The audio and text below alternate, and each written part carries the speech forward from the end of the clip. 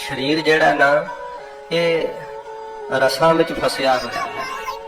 ते सब तो अज ज़्यादा वेखीए ते कलयुग दा भारी जोर होण करके जीवां अंदर काम वासना दा रस ज़्यादा है। ते ਉਹ रस ਇਹੋ ਜਿਹਾ जीव ਨੂੰ ਲੱਗਾ ਹੋਇਆ है कि शरीर तो उथान नहीं हो पाਉਂਦਾ है। ਤੇ ਇਉਂ रस चिंबड़िया होया है अपने आप ਨੂੰ जिन्ना रसां दे अधीन करेगा ना ये शरीर जिहड़ा फिर आत्मा की छाती ते चढ़िया रहता है। आत्मा अभाव होई रहिंदी है अंदरों जिन्ने रस माणदा है शरीर करके आत्मा नूं दमन कर दिंदा है। आत्मा की आवाज़ नहीं सुनदा ते जिवें जिवें शब्द नाल जुड़दा है जिवें जिवें कमाई करदा है देह मरन लग पैंदी है। देह दे रस घटण लग पैंदे है। आत्मा अंदर प्रबल होण लग पैंदी है। गल ये है जे आनंद गृहस्थ दा है काम वासना करके ਉਹਨੂੰ ਅੱਜ ਦੇ ਸਮੇਂ ਵਿੱਚ ਬਹੁਤ ਵੱਡਾ ਆਨੰਦ ਤੇ ਸੁੱਖ ਮੰਨਿਆ ਹੋਇਆ ਹੈ। ਪਰ ਜੇ ਸਤਿਗੁਰੂ ਜੀ ਤੋਂ ਆਪਾਂ ਇਹ ਪੁੱਛੀਏ ਤੇ ਗਰੀਬ ਨਵਾਜ ਦੀ ਬਾਣੀ ਕਹਿੰਦੀ ਹੈ ਕਿ ਇੱਕ ਨਿਮਖ ਮਾਤਰ ਉਹ ਸੁੱਖ ਹੈ। ਤੇ ਉਹ ਸੁੱਖ ਇਸ ਤਰ੍ਹਾਂ ਦਾ ਹੈ ਕਿ बड़े बड़े विद्वानों ने इस दे उपर साध संगत जी क्योंकि बोलना ये उत्ते बड़ा दुस्तर हुंदा है बड़ा कठिन हुंदा है। जिवें जीव नूं छिक आउंदी है ना ते छिक आउण तो बाद थोड़ा हल्का महसूस करदा है ते बस वासना दा इन्ना की आनंद है बाद विच उहनूं भुल ही जांदा है। जिवें किसी ने भार चुकिया होवे ते ओह चुकिया होया भार फिर उतार देवे घड़ी पल लई उहनूं लगदा है कि मैं बड़ा हौला हो गया। कहते इउं ही काम वासना नूं भोग के उहनूं घड़ी पल लई लगदा है कि बड़ा सुख मिलिया ते जदों लंघ जांदा समा फिर ओह भार भी भुल जांदा है ते ओह सुख भी भुल जांदा है।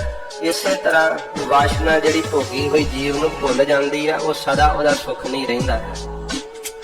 फिर इस सुख तो जिहड़ा है जीव छुट नहीं पाउंदा है। इहदा ही हथ फड़िया होया इसे सुख का हथ फड़िया होया ते इहदे ते ही दुनिया का दारो मदार चली जाता। पर इहदा हथ छुटे किवें? इहदा हथ तां छुट सकदा है जे इस तो वड्डा सुख मिले। जे जिस कर्म विच ज्यादा वड्डा सुख होवे तां ही छोटा स्वाद छुट सकदा ना। जदों कई बार किसी ने साध संगत जी ज्यादा मिठी चीज खाधी होवे ना ते उहनूं घट मिठी चीज फिकी जावदी है।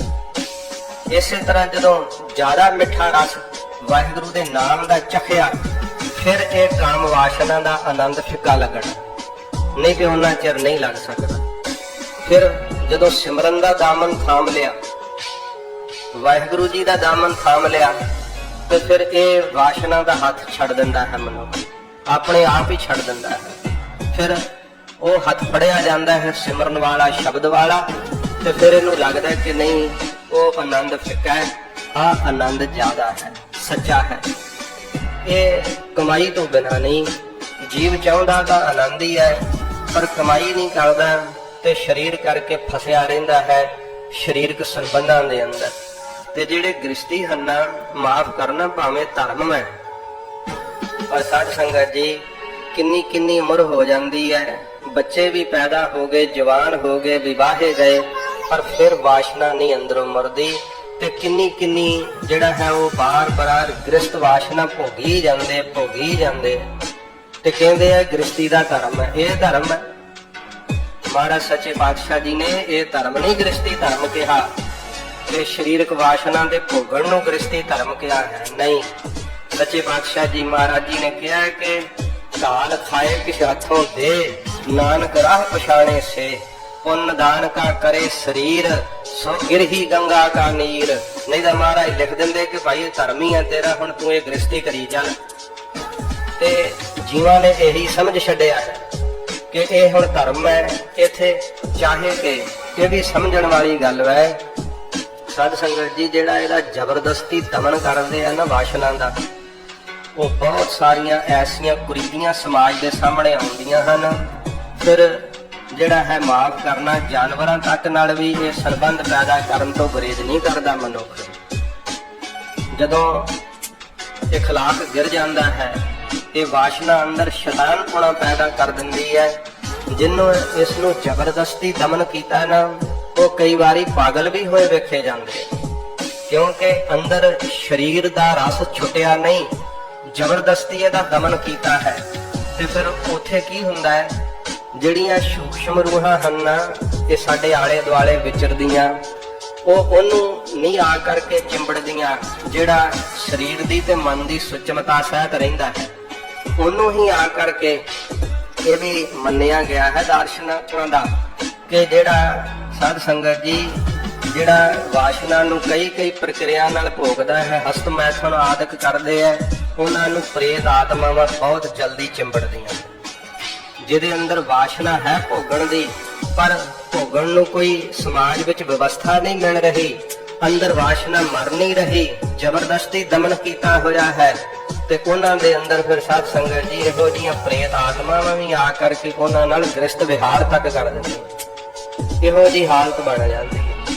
ਤੇ ਜੀਵ ਦੇ ਮਲੀਨ ਹਿਰਦੇ ਕਰਕੇ ਹੈ ਸਾਰੇ ਕਾਰਨ, ਜਿਹੜੇ ਕਹਿੰਦੇ ਆ ਨਾ ਭੂਤ ਚਿੰਬੜ ਗਿਆ ਹੈ, ਇਹੋ ਜਿਹੀਆਂ ਘਟਨਾਵਾਂ ਜ਼ਿਆਦੀਆਂ ਕਾਮ ਵਾਸ਼ਨਾ ਦੇ ਅਧੀਨ ਹੁੰਦੀਆਂ ਹਨ। ਕਿਉਂਕਿ ਇਹੋ ਜਿਹੀਆਂ ਬਦਰੂਹਾਂ ਤਾਂ ਬਹੁਤ ਨੇ ਜਿਨ੍ਹਾਂ ਨੂੰ ਸਰੀਰ ਨਹੀਂ ਹੈ, ਇਹਨਾਂ ਵਾਸ਼ਨਾਵਾਂ ਦੇ ਗਲਤ ਕਰਮਾਂ ਦੇ ਕਰਕੇ ਹੀ ਉਹਨਾਂ ਨੂੰ ਸਰੀਰ ਨਹੀਂ ਮਿਲਿਆ, ਪ੍ਰੇਤ ਬਣੇ ਹਨ। ਤੇ ਫਿਰ ਉਹਨਾਂ ਸਰੀਰਾਂ ਨੂੰ ਖੋਜ ਲੈਂਦੇ ਆ ਜਿਨ੍ਹਾਂ ਦੇ ਅੰਦਰ ਹਰ ਵੇਲੇ ਵਾਸ਼ਨਾ ਚੱਲਦੀ ਰਹਿੰਦੀ, ਹਰ ਵੇਲੇ ਕੋਈ ਨਾ ਕੋਈ ਬੁਰਾ ਕਰਮ ਹੀ ਜਿਹੜਾ ਉਹਦਾ ਫੁਰਨੇ ਦੇ ਰੂਪ ਵਿੱਚ ਚੱਲਦਾ ਰਹਿੰਦਾ ਹੈ। ਤੇ ਫਿਰ ਸੁੱਤੇ ਪਿਆ ਜੇ ਸੁਪਨ ਦੇ ਅੰਦਰ ਵਾਸ਼ਨਾ ਭੋਗਦੇ ਹੈ, ਇਸਤਰੀ ਮਰਦ ਨੂੰ ਬਣਾ ਲੈਂਦੀ ਹੈ, ਸੁਪਨੇ ਵਿੱਚ ਮਰਦ ਇਸਤਰੀ ਬਣਾ ਲੈਂਦਾ ਸੁਪਨੇ ਦੇ ਅੰਦਰ, ਤੇ ਜ਼ਰੂਰੀ ਨਹੀਂ ਕਿ ਸੁਪਨ ਦੇ ਵਿੱਚ ਭੋਗੀ ਹੈ, ਹੋ ਸਕਦਾ ਹੈ ਕਿ ਕੋਈ ਇਹੋ ਜਿਹੀ ਭੈੜੀ ਰੂਹ ਹੀ ਵਾਸ਼ਨਾ ਨਾਲ ਭੋਗ ਗਈ ਹੋਵੇ। ਤੋ ਇਸ ਕਰਕੇ ਫਿਰ ਉਹਦਾ ਜਤ ਸਤ ਕਾਇਮ ਕਿਵੇਂ ਰਹਿ ਸਕਦਾ ਹੈ? ਮਹਾਰਾਜ ਜੀ ਨੇ ਜਿਹੜਾ ਗ੍ਰਸਤੀ ਕਿਹਾ ਨਾ, ਉਹ ਜਤ ਸਤ ਵਿੱਚ ਪਰਪੱਕ ਗ੍ਰਸਤੀ ਕਿਹਾ। ਇਸੇ ਕਰਕੇ ਜਿਹੜੇ ਪੱਛਮੀ ਦੇਸ਼ਾਂ ਦੇ ਲੋਕ ਹੈ ਨਾ, ਉਹਨਾਂ ਵਿੱਚ ਜਿਹੜੀਆਂ ਉਹ ਨਰਸ ਨਹੀਂ ਹੁੰਦੀਆਂ, ਉਹ ਬ੍ਰਹਮਚਾਰੀ ਹੁੰਦੀਆਂ। ਪਰ ਜਿੰਨੇ ਜ਼ਿਆਦਾ ਸਾਧ ਸੰਗਤ ਜੀ ਕੇਸ ਉਹਨਾਂ ਨੂੰ ਪ੍ਰੇਤ ਚਿੰਬੜਨ ਦੇ ਆਉਂਦੇ, ਹੋਰ ਕਿਧਰੇ ਨਹੀਂ ਆਉਂਦੇ, ਕਿਉਂਕਿ ਵਾਸ਼ਨਾ ਦਾ ਉਹਨਾਂ ਨੂੰ ਦਮਨ ਕਰਾਉਂਦੇ ਆ। ਸਾਰੀ ਉਮਰ ਉਹਨਾਂ ਨੂੰ ਬ੍ਰਹਮਚਰਜ ਰਖਾਉਂਦੇ ਆ, ਪਰ ਉਹ ਬ੍ਰਹਮਚਰਜ ਰਹਿੰਦਾ ਨਹੀਂ ਹੈ। ਇਹੋ ਜਿਹੇ ਪ੍ਰੇਤ ਚਿੰਬੜਨ ਦੀਆਂ ਕਹਾਣੀਆਂ ਉਹਨਾਂ ਦੀਆਂ ਬਹੁਤ ਸਾਰੀਆਂ ਹਨ। ਇਹ ਮਨੁੱਖ ਦੇ ਅੰਦਰ ਬੜੀ ਪ੍ਰਬਲ ਸ਼ਕਤੀ ਹੈ। ਇਸੇ ਕਰਕੇ ਸਤਿਗੁਰਾਂ ਜੀ ਨੇ ਕਿਹਾ ਕਿ ਗ੍ਰਸਤ ਧਾਰਨ ਕਰਨਾ, ਗ੍ਰਸਤ ਨੂੰ ਧਾਰਨ ਕਰਕੇ ਫਿਰ ਉਹਦੇ ਅੰਦਰ ਸੰਤੋਖੀ ਬਣ ਕਰਕੇ ਰਹਿਣਾ। ਕਿਉਂਕਿ ਜਿਹੜੇ ਪੱਛਮੀ ਡਾਕਟਰ ਹੈ ਨਾ, ਉਹਨਾਂ ਨੇ ਇਹ ਖਿਆਲ ਦਿੱਤਾ ਹੈ ਕਿ ਇਹਦਾ ਦਮਨ ਨਾ ਕਰੋ, ਇਹਨੂੰ ਭੋਗੋ। ਤੇ ਫਿਰ ਕੀ ਹੈ, ਦੋਹਾਂ ਹਾਲਤਾਂ ਦੇ ਅੰਦਰ ਜ਼ਬਰਦਸਤੀ ਦਮਨ ਕੀਤਾ ਵੀ ਸਾਧ ਸੰਗਤ ਜੀ ਕੀ ਹੈ ਕਿ ਮਨੁੱਖ ਨਾਮ ਨਾਲ ਨਹੀਂ ਜੁੜ ਪਾਉਂਦਾ ਆਪਣੇ, ਕਿਉਂਕਿ ਅੰਦਰ ਵਾਸ਼ਨਾ ਦੀ ਚੇਸ਼ਟਾ ਬਣੀ ਰਹਿੰਦੀ ਹੈ। ਤੇ ਜਿਹੜਾ ਭੋਗੀ ਗਿਆ ਤੇ ਉਹ ਤਾਂ ਫਿਰ ਸਤਿਆਨਾਸ਼ ਹੀ ਮਾਰਿਆ ਗਿਆ, ਉਹਨੇ ਤਾਂ ਆਪਣੀ ਆਤਮਾ ਨੂੰ ਪਹਿਚਾਣਿਆ ਹੀ ਨਹੀਂ, ਸਰੀਰ ਦੇ ਰਸ 'ਚ ਖੁੱਭ ਕੇ ਤੇ ਖਤਮ ਹੋ ਗਿਆ। ਇਹ ਦੋਵਾਂ ਵਿਵਸਥਾ ਵਿੱਚ ਸਾਧ ਸੰਗਤ ਜੀ ਜੀਵ ਜਿਹੜਾ ਗਰਕ ਹੋ ਜਾਂਦਾ ਹੈ, ਜ਼ਬਰਦਸਤੀ ਦਮਨ ਵੀ ਨਹੀਂ ਹੁੰਦਾ, ਤੇ ਜੇ ਇਹਨੂੰ ਭੋਗੀ ਜਾਵੇ ਤੇ ਫਿਰ ਵੀ ਸਾਧ ਸੰਗਤ ਜੀ ਇਹਦਾ ਸਰਵਨਾਸ਼ ਹੀ ਹੋ ਜਾਂਦਾ ਹੈ। ਇਹ ਗੁਰੂ ਨਾਨਕ ਸਾਹਿਬ ਨੇ ਸਾਨੂੰ ਵਿਚਲਾ ਰਸਤਾ ਦੱਸਿਆ ਕਿ ਤੂੰ ਇਹਦਾ ਦਮਨ ਨਹੀਂ ਕਰ ਪਾਏਗਾ। ਮਹਾਰਾਜ ਫਿਰ ਇਸ ਦਾ ਖਾਤਮਾ ਕਿਵੇਂ ਹੋਵੇਗਾ? ਮਹਾਰਾਜ ਕਹਿੰਦੇ ਇਹਦਾ ਹੱਥ ਛੱਡ ਕੇ ਵੱਡੇ ਨਿਰੰਕਾਰ ਦਾ ਹੱਥ ਫੜ। ਤੂੰ ਹਾਥੀ ਰਸਾਂ ਦਾ ਫੜਿਆ ਹੋਇਆ, ਹਾਥੀ ਵਾਸ਼ਨਾ ਦਾ ਪਕੜਿਆ ਹੋਇਆ, ਤੇ ਸੋਚਦਾ ਹੈ ਕਿ ਕਿਵੇਂ ਜੀਵਾਂਗਾ। ਤੇ ਆਦਤ ਪੈ ਗਈ ਹੈ, ਸਰੀਰ ਨੂੰ ਆਦਤ ਪੈ ਗਈ ਹੈ, ਮਨ ਨੂੰ, ਤੇ ਕਹਿਣ ਨੂੰ ਆਪਣੇ ਦਿਲ ਨੂੰ ਧਰਵਾਸ ਦਿੰਦਾ ਹੈ ਕਿ ਇਹ ਧਰਮ ਹੈ। ਇਹ ਧਰਮ ਨਹੀਂ ਹੈ, ਧਰਮ ਸੰਤੋਖ ਹੈ, ਸਬਰ ਹੈ। ਜਿੰਨਾ ਚਿਰ ਤੇਰੇ ਅੰਦਰ ਸਬਰ ਨਹੀਂ ਆਇਆ, ਸੰਤੋਖ ਨਹੀਂ ਆਇਆ, ਕਿ ਵਾਸ਼ਨਾ ਦੇ ਭੋਗਣ ਕਰਕੇ ਵੇਖ, ਜੇ ਇੰਨੀ ਉਮਰਾਂ ਲੰਘ ਗਈ ਹੈ, ਹੁਣ ਤੱਕ ਨਹੀਂ ਰੱਜਿਆ ਤੇ ਮਰਨ ਤੱਕ ਰੱਜ ਜਾਏਗਾ।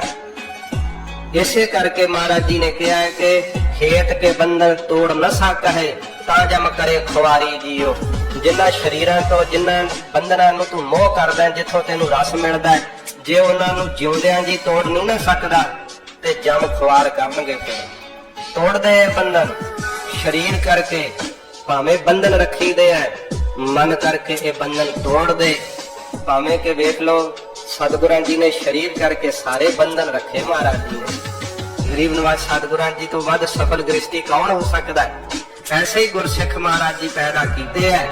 ਸਰੀਰ ਕਰਕੇ ਸਾਰੇ ਬੰਧਨਾਂ ਨੂੰ ਨਿਭਾਉਂਦੇ ਆ। ਇਸਤਰੀ ਦਾ ਵੀ ਧਰਮ ਪੂਰਾ ਪਾਲਦੇ ਆ, ਬੱਚਿਆਂ ਦਾ ਵੀ ਧਰਮ ਪੂਰਾ ਪਾਲਦੇ ਆ, ਪਰ ਆਪਣਾ ਵਿਵਾਹ ਕਿਤੇ ਹੋਰ ਹੀ ਕਰਕੇ ਰੱਖਦੇ ਆ। ਉਹਨਾਂ ਨੇ ਭਗਤੀ ਰੂਪੀ ਇਸਤਰੀ ਬਣਾਈ ਹੋਈ ਹੈ, ਤੇ ਫਿਰ ਭਗਤੀ ਰੂਪੀ ਇਸਤਰੀ ਦੇ ਨਾਲ ਸਾਧ ਸੰਗਤ ਜੀ ਉਹ ਸ਼ਬਦ ਵਿੱਚ ਇੱਕਮਿਕ ਹੁੰਦੇ ਆ, ਮਹਾਰਾਜ ਸਾਹਿਬ ਜੀ ਦੇ ਸ਼ਬਦ ਨਾਲ ਜੁੜਦੇ ਆ। ਇਹ ਸਤਿਗੁਰੂ ਜੀ ਕਹਿੰਦੇ ਜਿਹੜਾ ਸੰਸਾਰ ਨਾਲੋਂ ਵਿਯੋਗ ਹੋ ਗਿਆ ਨਾ, ਇਹ ਸਾਡਾ ਵਿਵਾਹ ਹੋਇਆ ਹੈ। ਤੇ ਜਿਹੜਾ ਸ਼ਬਦ ਦਾ ਸੰਜੋਗ ਹੋਇਆ ਸਤ ਸੰਗਤ ਵਿੱਚ ਆ ਕਰਕੇ, ਇਹ ਮਹਾਰਾਜ ਕਹਿੰਦੇ ਸਾਡਾ ਸਾਹਾ ਕੱਢਿਆ ਗਿਆ ਪਹਿਲਾਂ। ਤੇ ਫਿਰ ਇਹ ਸੱਚੇ ਪਾਤਸ਼ਾਹ ਜੀ ਕਹਿੰਦੇ ਭਾਈ ਸਾਡਾ ਵਿਆਹ ਹੋ ਗਿਆ। ਗੁਰਸਿੱਖਾਂ ਨੂੰ ਮਹਾਰਾਜ ਜੀ ਸਿੱਖਿਆ ਦਿੰਦੇ ਆ ਕਿ ਇਹ ਵਿਵਾਹ ਕਰਨਾ ਚਾਹੀਦਾ ਹੈ। ਤੇ ਅੱਜ ਵਿਵਾਹ ਨੂੰ ਵੀ ਕੀ ਸਮਝਿਆ ਹੋਇਆ, ਕਾਮ ਵਾਸ਼ਨਾ ਦੇ ਭੋਗਣ ਦਾ ਇੱਕ ਸਾਧ ਸੰਗਤ ਜੀ ਜਰੀਆ ਸਮਝਿਆ ਹੋਇਆ ਬਸ। ਤੇ ਜਿਹੜਾ ਇਹ ਜੀਵ ਆਨੰਦ ਸਮਝਦਾ ਨਾ ਸਾਧ ਸੰਗਤ ਜੀ, ਇਹ ਆਨੰਦ ਜੇ ਸੱਚਾ ਹੋਵੇ ਤਾਂ ਫਿਰ ਸਦਾ ਬਣਿਆ ਰਹੇ। ਇਹ ਆਨੰਦ ਸੱਚਾ ਨਹੀਂ, ਇਸ ਕਰਕੇ ਮਹਾਰਾਜ ਜੀ ਨੇ ਕਿਹਾ ਨਿਮਕ ਕਾਮ ਸਵਾਦ ਕਾਰਨ। ਉਹ ਤੇ ਭਾਵੇਂ ਉੱਥੇ ਸਤਿਗੁਰਾਂ ਨੇ ਪਰ ਇਸਤਰੀ ਦੇ ਵਾਕ ਕਹੇ ਹੈ, ਆਪਣੀ ਧਰਮ ਪਤਨੀ ਨੂੰ ਛੱਡ ਕਰਕੇ ਹੋਰ ਥਾਵਾਂ ਤੇ ਕੁਕਰਮ ਕਰਨੇ, ਕਿਉਂਕਿ ਜਿਹਦੇ ਅੰਦਰ ਵਾਸ਼ਨਾ ਨਹੀਂ ਨਾ ਮਰੀ, ਮਾਫ ਕਰਨਾ ਉਹਨੂੰ ਮੌਕਾ ਨਹੀਂ ਮਿਲਦਾ। ਜੇ ਮੌਕਾ ਮਿਲ ਜੇ ਤੇ ਉਹ ਨਹੀਂ ਵੇਖੇਗਾ ਕਿ ਮੇਰੀ ਧਰਮ ਪਤਨੀ ਹੈ ਜਾਂ ਸੰਸਾਰ ਦਾ ਕੀ ਨਾਤਾ ਹੈ ਜਾਂ ਕੀ ਰਿਸ਼ਤਾ ਹੈ। ਇਹ ਵਿਵਾਹ ਹੈ। ਇਦਾਂ ਤਾਂ ਅਰਾਜਕਤਾ ਫੈਲ ਜਾਵੇਗੀ, ਸਮਾਜ ਦਾ ਢਾਂਚਾ ਹੀ ਗਿਰ ਜਾਵੇਗਾ, ਜਿਸ ਕਰਕੇ ਕਿ ਆਪ ਵੇਖ ਰਹੇ ਹੋ ਗਿਰ ਵੀ ਰਿਹਾ। ਬਹੁਤ ਜ਼ਿਆਦਾ ਬੁਰੀ ਹਾਲਤ ਹੋ ਰਹੀ ਸਮਾਜ ਦੇ ਢਾਂਚੇ ਦੀ। ਸਾਰਾ ਕੁਝ ਇਹ ਤਾਂ ਹੀ ਸਾਧ ਸੰਗਤ ਜੀ ਉਲਟ ਪੁਲਟ ਹੁੰਦਾ ਜਾ ਰਿਹਾ, ਕਿਉਂਕਿ ਜੀਵ ਦੀ ਮਤ ਕਾਮ ਵਾਸ਼ਨਾ ਵਿੱਚ ਮਾਰੀ ਗਈ ਹੈ। ਵਿਵਾਹ ਨੂੰ ਕੇਵਲ ਕਾਮ ਵਾਸ਼ਨਾ ਦੀ ਪੂਰਤੀ ਦਾ ਸਾਧਨ ਮੰਨੀ ਬੈਠਾ ਹੈ। ਤੇ ਫਿਰ ਇਹ ਬਾਹਰੋਂ ਸਮਾਜਿਕ ਤੌਰ ਤੇ ਸਮਝਦਾ ਬਸ ਇਹੀ ਧਰਮ ਹੈ। ਇਹ ਧਰਮ ਨਹੀਂ ਹੈ। ਸਤਿਗੁਰਾਂ ਜੀ ਨੇ ਕਿਹਾ ਕਿ ਜਿਹੜੀ ਸ਼ਕਤੀ ਤੇਰੇ ਕੋਲ ਦਵਾਈ ਨਹੀਂ ਜਾਂਦੀ, ਜੇ ਤੂੰ ਗ੍ਰਸਤੀ ਬਣ ਗਿਆ ਹੈ ਇਹਦਾ ਹੱਥ ਛੱਡਣ ਲਈ ਯਤਨ ਕਰ। ਭੋਗਦਿਆਂ ਜਿਹੜਾ ਹੈ ਤੂੰ ਥੱਕ ਜਾਵੇਂਗਾ, ਜੇ ਇਹਦੇ ਵਿੱਚ ਹੀ ਲੱਗਾ ਰਹੋ ਤਾਂ ਇਉਂ ਕਰ ਕਿ ਆਪਣੀ ਵਾਸ਼ਨਾ ਨੂੰ ਸ਼ਾਂਤ ਕਰਕੇ ਭਜਨ ਵਿੱਚ ਲੱਗ ਜਾਇਆ ਕਰ। ਫਿਰ ਜਦੋਂ ਤੇਰੀ ਵਾਸ਼ਨਾ ਚਰਮ ਸੀਮਾ ਤੇ ਪਹੁੰਚੇ ਫਿਰ ਭੋਗ ਲਿਆ, ਕਿਉਂਕਿ ਗ੍ਰਸਤੀ ਹੈ, ਤੇ ਫਿਰ ਭਜਨ ਵਿੱਚ ਉਨੀ ਤੀਬਰਤਾ ਨਾਲ ਲੱਗ। ਇੱਕ ਦਿਨ ਐਸਾ ਆਵੇਗਾ ਜਿਹੜਾ ਤੇਰੇ ਕੋਲ ਵਾਸ਼ਨਾ ਦਾ ਹੱਥ ਛੁੱਟ ਜਾਵੇਗਾ, ਫਿਰ ਤੈਨੂੰ ਨਿਰੰਕਾਰ ਦੇ ਨਾਮ ਨਾਲ ਤੇਰਾ ਇਹੋ ਜਿਹਾ ਨਾਤਾ ਜੁੜੇਗਾ, ਉਹ ਆਨੰਦ ਤੈਨੂੰ ਵੱਡਾ ਭਾਸਣ ਹੈ। ਜਦੋਂ ਵੱਡਾ ਆਨੰਦ ਲੱਭ ਗਿਆ, ਛੋਟਾ ਆਨੰਦ ਆਪੇ ਹੀ ਛੁੱਟ ਜਾਂਦਾ ਹੈ। ਇਵੇਂ ਇਹ ਗ੍ਰਸਤੀਆਂ ਲਈ ਦੋਹਾਂ ਲਈ ਨਿਯਮ ਹੈ, ਦੋਹਾਂ ਲਈ ਨਿਯਮ ਹੈ। ਇਹ ਨਹੀਂ ਕਿ ਇੱਕ ਨਿਯਮ ਰੱਖੇ ਤੇ ਫਿਰ ਦੂਸਰਾ ਨਿਯਮ ਨਾ ਰੱਖੇ ਤਾਂ ਵੀ ਨਿਯਮ ਨਹੀਂ ਰਹਿੰਦਾ, ਕਿਉਂਕਿ ਗੁਰਮੁਖ ਗਾਡੀ ਰਾਹ ਚ ਲੰਦਾ ਵਾਕ ਕਹੇ ਹੈ। ਗੁਰਮੁਖਾਂ ਵਾਸਤੇ ਇਹ ਗੱਡੀ ਦੇ ਦੋ ਪਹੀਏ ਹੁੰਦੇ ਨੇ, ਇੱਕ ਟੁੱਟ ਜੇ ਗੱਡੀ ਚੱਲ ਸਕਦੀ ਹੈ, ਨਹੀਂ ਚੱਲ ਸਕਦੀ। ਬਰਾਬਰ ਹੀ ਪਹੀਏ ਚਾਹੀਦੇ, ਵੱਡਾ ਛੋਟਾ ਹੋਵੇ ਤਾਂ ਵੀ ਚੱਲਣ ਚ ਦਿੱਕਤ ਆਉਂਦੀ ਹੈ। ਜੇ ਬਰਾਬਰ ਪਹੀਏ ਹੋਣ ਤੇ ਗੱਡੀ ਚੱਲਦੀ ਹੈ। ਇਸ ਤਰ੍ਹਾਂ ਗ੍ਰਸਤ ਦੇ ਦੋ ਪਹਿਲੂ, ਦੋ ਪਹੀਏ ਨੇ। ਤੇ ਸਤਿਗੁਰੂ ਜੀ ਨੇ ਕਿਹਾ ਸੰਤੋਖ ਤੋਂ ਵੱਡੀ ਹੋਰ ਕੋਈ ਸਾਧ ਸੰਗਤ ਜੀ ਦਾਤ ਨਹੀਂ ਹੈ। ਗ੍ਰਸਤ ਤੋਂ ਸੰਤੋਖ ਰੱਖਣਾ ਚਾਹੀਦਾ। ਤੇ ਜੇ ਕੀ ਹੈ, ਜੇ ਵੈਦਿਕ ਦੇ ਮੁਤਾਬਕ ਵੀ ਸੁਣੀਏ ਨਾ ਤਾਂ ਸਾਧ ਸੰਗਤ ਜੀ ਵੈਦਿਕ ਵੀ ਇਹ ਕਹਿੰਦੀ ਹੈ ਕਿ ਬੱਚੇ ਵਾਸਤੇ ਪਸ਼ੂ ਗ੍ਰਸਤ ਕਰਦੇ ਹੈ, ਫਿਰ ਉਹ ਗ੍ਰਸਤ ਨਹੀਂ ਕਰਦੇ। ਪਰ ਇੱਕ ਜੀਵ ਹੈ ਜਿਹੜਾ ਬੱਚੇ ਤੋਂ ਬਿਨਾਂ ਨਹੀਂ ਕਿੰਨਾ ਕਾਮ ਵਾਸ਼ਨਾ ਵਿੱਚ ਡੁੱਬਿਆ ਹੋਇਆ ਹੈ। ਫਿਰ ਉਹ ਸਰੀਰ ਦੀ ਰੱਖਿਆ ਵਾਸਤੇ ਦੱਸਦੇ ਹੈ ਕਿ ਸਰੀਰ ਰਿਸ਼ਟ ਪੁਸ਼ਟ ਰਹਿੰਦਾ ਹੈ। ਜੇ ਮਹੀਨੇ ਵਿੱਚ ਇੱਕ ਵਾਰੀ ਇਹ ਸੰਬੰਧ ਕਰੇ ਤਾਂ ਫਿਰ ਸਰੀਰ ਨੂੰ ਰੋਗ ਨਹੀਂ ਲੱਗਦਾ ਹੈ। ਤੇ ਜੇ ਹੋਰ ਸੰਜਮ ਵਰਤ ਲਾਵੇ ਤਾਂ ਫਿਰ ਇਹਨੂੰ ਅੰਦਰੇ ਹੀ ਅੰਦਰ ਇਹੋ ਜਿਹੀ ਇਹਦੇ ਅੰਦਰ ਆਤਮਾ ਦੀ ਸੱਤਾ ਜਾਗਦੀ ਹੈ ਕਿ ਫਿਰ ਸਰੀਰ ਕਰਕੇ ਭਾਵੇਂ ਕਿ ਵਾਸ਼ਨਾ ਭੋਗਦਾ ਹੈ। ਸਾਧ ਸੰਗਤ ਜੀ ਜਦੋਂ ਵਾਸ਼ਨਾ ਦੇ ਭੋਗਣ ਵਿੱਚ ਪ੍ਰਗਟ ਹੁੰਦਾ ਹੈ ਨਾ, ਉਦੋਂ ਸਵਾਸਾਂ ਦੀ ਗਤੀ ਬਹੁਤ ਤੇਜ਼ ਚੱਲ ਪੈਂਦੀ ਹੈ। ਪਰ ਐਸੇ ਕਮਾਈ ਵਾਲੇ ਗੁਰਸਿੱਖ ਜਿਹੜੇ ਗ੍ਰਸਤ ਦੇ ਨਿਯਮ ਨੂੰ ਵੀ ਨਿਭਾਉਂਦੇ ਆ, ਆਪਣੇ ਅਸਲ ਸਰੂਪ ਨੂੰ ਸਰੀਰ ਤੋਂ ਪਾਸੇ ਕਰਕੇ ਵੇਖਦੇ ਆ ਕਿ ਮੈਂ ਗ੍ਰਸਤ ਨਹੀਂ ਭੋਗ ਰਿਹਾ, ਮੇਰਾ ਸਰੀਰ ਗ੍ਰਸਤ ਭੋਗ ਰਿਹਾ, ਮੈਂ ਨਹੀਂ ਗ੍ਰਸਤ ਭੋਗ ਰਿਹਾ, ਮੇਰਾ ਸਰੀਰ ਗ੍ਰਸਤ ਭੋਗ ਰਿਹਾ। ਇਹ ਅਵਸਥਾ ਆਤਮਕ ਸੱਤਾ ਜਦੋਂ ਜਾਗ ਪੈਂਦੀ ਹੈ ਨਾ ਫਿਰ ਪ੍ਰਾਪਤ ਹੁੰਦੀ ਹੈ। ਨਹੀਂ ਤਾਂ ਭੋਗਣ ਚ ਜੀਵ ਸਾਧ ਸੰਗਤ ਜੀ ਇੰਨਾ ਜ਼ਿਆਦਾ, ਕਿਉਂਕਿ ਸਤਿਗੁਰੂ ਜੀ ਨੇ ਸ਼੍ਰੀ ਦਸਮ ਗ੍ਰੰਥ ਦੇ ਅੰਦਰ ਇਹਦਾ ਬਹੁਤ ਵਿਸਥਾਰ ਹਜ਼ੂਰ ਨੇ ਦੱਸਿਆ ਕਿ ਉਹ ਕਿਵੇਂ ਜੀਵਨ ਦੀਆਂ ਕਦਰਾਂ ਕੀਮਤਾਂ ਤੋਂ ਡਿੱਗ ਜਾਂਦੇ ਆ, ਕਿਹੋ ਜਿਹੇ ਚਿਹਰੇ ਸੰਸਾਰ ਵਿੱਚ ਉਹਨਾਂ ਦੇ ਹੁੰਦੇ ਆ, ਤੇ ਅੰਤਰੀਵ ਉਹਨਾਂ ਦੀਆਂ ਸ਼ਕਲਾਂ ਕਿੰਨੀਆਂ ਭਿਆਨਕ ਹੁੰਦੀਆਂ 10ਵੇਂ ਪਾਤਸ਼ਾਹ ਨੇ ਚਰਿਤਰਾਂ ਵਿੱਚ ਦੱਸਿਆ। ਤੇ ਕਿਹੋ ਕਿਹੋ ਜੇ ਨੀਚ ਕਰਮ ਕਰ ਦਿੰਦੇ ਆ, ਕਿਹੋ ਕਿਹੋ ਜੇ ਭੈੜੇ ਢੰਗ ਨਾਲ ਗ੍ਰਸਤ ਵਾਸ਼ਨਾ ਨੂੰ ਭੋਗਦੇ ਆ, ਹਜ਼ੂਰ ਨੇ ਸਭ ਕੁਝ ਖੋਲ ਕੇ ਦੱਸਿਆ। ਇਸੇ ਕਰਕੇ ਕਈਆਂ ਨੂੰ ਪਤਾ ਨਹੀਂ ਨਾ ਲੱਗਦਾ ਕਿ ਮਹਾਰਾਜ ਨੇ ਕਿਸ ਤਲ ਦੇ ਉੱਤੇ ਸਾਨੂੰ ਗਿਆਨ ਦਿੱਤਾ ਹੈ। ਤੋ ਇਹ ਸਾਧ ਸੰਗਤ ਜੀ, ਮਹਾਰਾਜ ਨੇ ਕਿਹਾ ਕੇਵਲ ਵਿਵਾਹ ਨੂੰ, ਸਰੀਰਕ ਵਿਵਾਹ ਨੂੰ ਵੀ ਕਾਮ ਦੇ ਭੋਗਣ ਦਾ ਜਰੀਆ ਨਾ ਬਣਾ, ਇਹਨੂੰ ਵੀ ਵਾਹਿਗੁਰੂ ਨੂੰ ਮਿਲਣ ਦਾ ਹੀ ਰਾਹ ਬਣਾ ਲੈ। ਇਸੇ ਕਰਕੇ ਮਹਾਰਾਜ ਨੇ ਰਹਿਤਨਾਮਿਆਂ ਵਿੱਚ ਵਾਕ ਕਹੇ ਹੈ ਕਿ ਸਿੱਖ ਸਿੱਖਣੀ ਮਿਲ ਬਹਿ, ਚਰਚਾ ਕਰੇ ਅਪਾਰ, ਭਜਨ ਸਿਖਾਵੇ ਪੁੱਤਰ ਕੋ, ਹਰ ਭਜ ਬਾਰੰਬਾਰ। ਦੋਵੇਂ ਮਿਲ ਕੇ ਬਹਿ ਕੇ ਭਜਨ ਕਰਨ, ਪਰ ਜੇ ਦੋਵੇਂ ਮਿਲ ਕੇ ਫਿਲਮਾਂ ਵੇਖਣ, ਜੇ ਦੋਵੇਂ ਮਿਲ ਕੇ ਲੜਨ ਝਗੜਨ, ਤੇ ਆਪਣੇ ਬੱਚੇ ਨੂੰ ਵੀ ਕਈ ਨਾ ਛੋਟਾ ਬੱਚਾ ਗਾਲਾਂ ਕੱਢੇ ਤੇ ਬੜੇ ਖੁਸ਼ ਹੁੰਦੇ ਆ, ਕਹਿੰਦੇ ਆਪਣੇ ਨਾ ਦਾਦੇ ਕੋਲੋਂ ਸਿੱਖੀ ਹੈ। ਦੱਸੋ ਤੁਸੀਂ ਬੱਚੇ ਨੂੰ ਭਜਨ ਸਿਖਾਉਣਾ ਕਿ ਗਾਲਾਂ ਸਿਖਾਉਣੀਆਂ ਹਨ? ਇਸ ਤਰ੍ਹਾਂ ਦੀ ਹਾਲਤ ਦਾ ਢਾਂਚਾ ਹੀ ਸਾਰਾ ਵਿਗੜਿਆ ਹੋਇਆ ਹੈ। ਤੇ ਜੇ ਇਸ ਤਰ੍ਹਾਂ ਚੱਲਦਾ ਜਾਵੇ ਨਾ ਤੇ ਫਿਰ ਵਿਵਾਹ ਦੇ ਧਰਮ ਵੀ ਨਹੀਂ ਰਹਿੰਦੇ, ਫਿਰ ਤਾਂ ਹੀ ਤਲਾਕ ਹੁੰਦੇ ਆ। ਸਾਧ ਸੰਗਤ ਜੀ, ਛੁੱਟ ਜਾਂਦੇ ਆ ਰਿਸ਼ਤੇ, ਇੱਕ ਦੂਸਰੇ ਨਾਲ ਬੇਇਤਫਾਕੀ ਬਣ ਜਾਂਦੀ ਹੈ। ਤੇ ਜਿਵੇਂ ਜਿਵੇਂ ਫਿਰ ਇਹ ਚੀਜ਼ਾਂ ਵੱਧਦੀਆਂ ਨਾ, ਤੇ ਮਾਫ ਕਰਨਾ, ਜੀਵ ਜੀਵ ਤੋਂ ਦੂਰ ਹੋ ਕਰਕੇ ਜਾਨਵਰਾਂ ਦੇ ਨੇੜੇ ਜਾਣ ਲੱਗ ਪਿਆ ਹੈ। ਇਹ ਪੱਛਮੀ ਦੇਸ਼ਾਂ ਦੇ ਅੰਦਰ ਜਿਹੜੇ ਇਹਦੇ ਖੋਜੀ ਹਨ ਨਾ, ਉਹ ਇਹਨਾਂ ਗੱਲਾਂ ਨੂੰ ਉਜਾਗਰ ਕਰ ਰਹੇ ਹੈ ਕਿ ਜੀਵ ਦਾ ਆਪਸ ਵਿੱਚ ਇਸਤਰੀ ਮਰਦ ਦਾ ਇਤਫਾਕ ਘਟਦਾ ਜਾ ਰਿਹਾ ਹੈ ਤੇ ਪਸ਼ੂਆਂ ਨਾਲ ਇਤਫਾਕ ਵੱਧਦਾ ਜਾ ਰਿਹਾ ਹੈ। ਇਹ ਮਾਫ ਕਰਨਾ, ਮੈਂ ਗਲਤ ਨਹੀਂ ਕਹਿੰਦਾ। ਜੇ ਕੋਈ ਤੁਸੀਂ ਵੇਖੋ ਨਾ ਉੱਥੋਂ ਦੇ ਸਮਾਜ ਦਾ ਢਾਂਚਾ, ਇਕੱਲੀ ਇਸਤਰੀ ਹੋਵੇਗੀ ਤੇ ਨਾਲ 5-7 ਕੁੱਤੇ ਹੋਣਗੇ ਜ਼ਰੂਰ ਗੱਡੀ 'ਚ, ਇਕੱਲਾ ਮਰਦ ਹੋਊਗਾ ਤੇ 5-7 ਜਾਨਵਰ ਜ਼ਰੂਰ ਨਾਲ ਰੱਖੇ ਹੋਣਗੇ, ਪੈਟ ਆਦਿਕ ਆਪਣੇ। ਉਹਨੂੰ ਲੱਗਦਾ ਹੈ ਕਿ ਮਨੁੱਖ ਨਾਲ ਨਹੀਂ ਹੁਣ ਮੇਰੀ ਬਣ ਆਉਂਦੀ, ਤੇ ਜਾਨਵਰ ਅੱਗੋਂ ਕੋਈ, ਕਿਉਂਕਿ ਉਹ ਬੁੱਧੀ ਨਹੀਂ ਹੈ, ਨਿਰਬੁੱਧੀ ਹਨ, ਉਹਨੇ ਕੋਈ ਭਾਵ ਨਹੀਂ ਅੱਗੋਂ ਪ੍ਰਗਟ ਕਰਨਾ, ਉਹਨੇ ਕੋਈ ਅੱਗੋਂ ਬੁਰਾ ਭਲਾ ਨਹੀਂ ਕਹਿਣਾ। ਇਸ ਕਰਕੇ ਜਾਨਵਰ ਦੇ ਨਾਲ ਹੀ ਆਪਣੀ ਜ਼ਿੰਦਗੀ ਬਤੀਤ ਕਰਦੇ ਆ, ਤੇ ਜਿੱਥੇ ਆਪ ਸੌਂਦੇ ਆ, ਬਹਿੰਦੇ ਆ, ਖਾਂਦੇ ਆ, ਉੱਥੇ ਹੀ ਕੁੱਤਿਆਂ ਨੂੰ ਖਵਾਈ ਜਾਂਦੇ, ਉਹਨਾਂ ਨਾਲ ਹੀ ਰਹਿੰਦੇ, ਤੇ ਕੁੱਤਿਆਂ ਵਰਗਾ ਹੀ ਜੀਵਨ ਬਣ ਜਾਂਦਾ ਹੈ। ਭਾਵੇਂ ਕਿ ਦੂਸਰੇ ਪੱਖ ਤੋਂ ਕੁੱਤੇ ਨੂੰ ਰੱਖਣਾ ਹੁੰਦਾ, ਤੇ ਉਹ ਕਾਹਦੇ ਵਾਸਤੇ ਰੱਖੀਦਾ ਹੈ ਉਹ ਇੱਕ ਵੱਖਰਾ ਵਿਸ਼ਾ ਹੈ, ਮੈਂ ਉਹ ਨਹੀਂ ਸੁਣਨਾ ਚਾਹੁੰਦਾ। ਪਰ ਉਹਨੂੰ ਉਹਦੇ ਫਾਇਦੇ ਲਈ ਵਰਤਣਾ ਚਾਹੀਦਾ ਹੈ, ਨਾ ਕਿ ਜਿਸ ਥਾਂ ਤੇ ਤੁਸੀਂ ਇਸਤਰੀ ਦੀ ਵਰਤੋਂ ਕਰਦੇ ਆ ਉਸ ਥਾਂ ਤੇ ਜਾਨਵਰ ਨੂੰ ਸਮਝ ਲਓ, ਤੇ ਜਾਂ ਜਿਸ ਕਰਕੇ ਜਿਸ ਥਾਂ ਤੇ ਇਸਤਰੀ ਮਰਦ ਨੂੰ ਚਾਹੁੰਦੀ ਆ ਉਸ ਥਾਂ ਤੇ ਵੀ ਜਾਨਵਰ ਦੇ ਨਾਲ ਪੂਰਤੀ ਕਰੋ। ਇਹ ਸਾਧ ਸੰਗਤ ਜੀ, ਸਭ ਕੁਝ ਹੀ ਇਹ ਕਲਯੁਗ ਦੀਆਂ ਵੱਡੀਆਂ ਨਿਸ਼ਾਨੀਆਂ ਨੇ। ਇਸੇ ਕਰਕੇ ਹੀ ਸਾਰਾ ਸਮਾਜ ਦਾ ਢਾਂਚਾ ਜਿਹੜਾ ਉਹ ਗਿਰ ਰਿਹਾ ਦਿਨ ਬਰ ਦਿਨ।